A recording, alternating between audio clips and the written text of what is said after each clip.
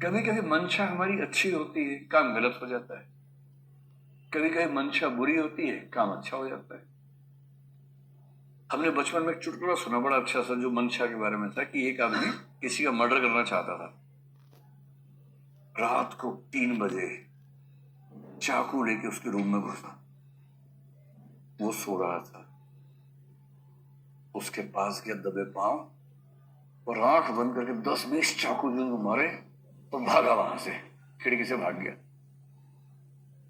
उसको पक्का पता था कि सुबह पुलिस आएगी, जेल जाएगा, पर वो मजबूत था कि मैं कहूंगा कि हाँ मैंने खून किया। सुबह एकदम चाकू वाकू रखा हुआ तैयार था कि अब मैं पुलिस के सामने चला जाऊंगा। इसने मैं देखा पर्दा वर्दा खोल के अपने घर का, पड़ोसी घर मेरा। इसने मैं देखा पर्दा वर्दा खोल के अपने घर का, पड़ोसी घर में रहता था आदमी।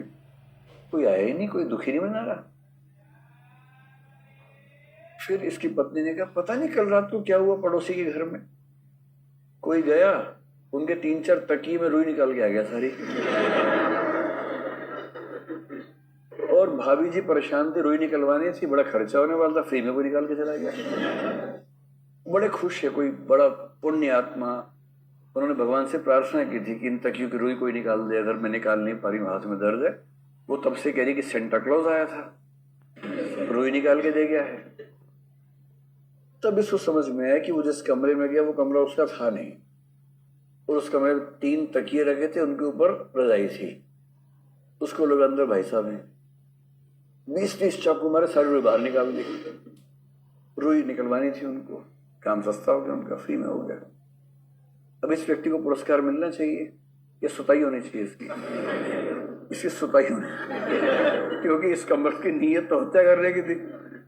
हो गया फायदा उसको गलती से, रुई निकल गई।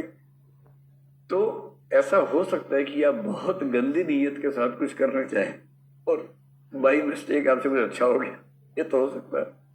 और कई बार इसका उल्टा होता है, आपकी नीयत अच्छी थी और कुछ ऐसी दुर्घटना हो जाए, आपने किसी को, आपको लगता है कि कोई व्यक्ति आप पर डिपेंडेंट हो गया है और आप कहना चाह रहे हैं कि भाई तुम अपने पैर पर खड़े हो, और आपने एक दिन जिस व्यक्ति से आपका एक दौर में प्रेम मोहब्बत का संबंध था, अब खिंचाव है दोनों के बीच में, और आप एक चिट्ठी लिखी, देखो अब स्थितियां ठीक नहीं है, बेहतर है कि हम अलग हो जाते हैं, तो मैं चाहता हूं कि तुम आईएएस बनो, तुम देश पर राज करो, मैं हमेशा तुम्हारे साथ हूं एक दोस्त के रूप में, और इस बात को अन्यथा मत लेना, मेरी शुभकामनाएं हमेशा तुम्हारे साथ है।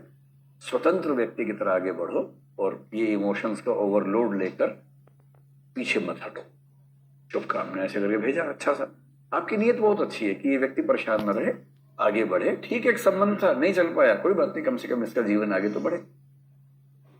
और उसने पढ़ा, आंखें डबडबाई उसकी, आंसू आए, एंजाइटी हुई, डिप्रेशन हुआ आधे घंटे में, और उसके बाद उसने जहर खा लिया।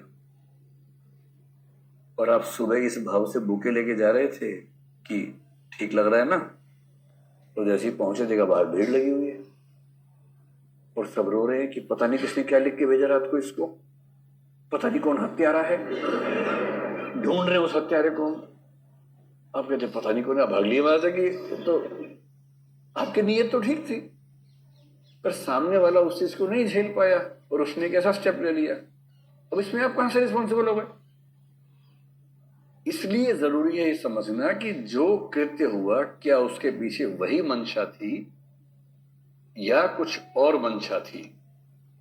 और यदि मंशा वैसी नहीं थी और गलती से कृत्य कुछ और हो गया, तो आप उस व्यक्ति को सजा नहीं दे सकते हैं, उसकी मंशा को देखना पड़ेगा। बिना मंशा के किया गया कृत्य आपको सजा के लिए पात्र नहीं बनाता है, मंशा का होना बहुत जरूरी है।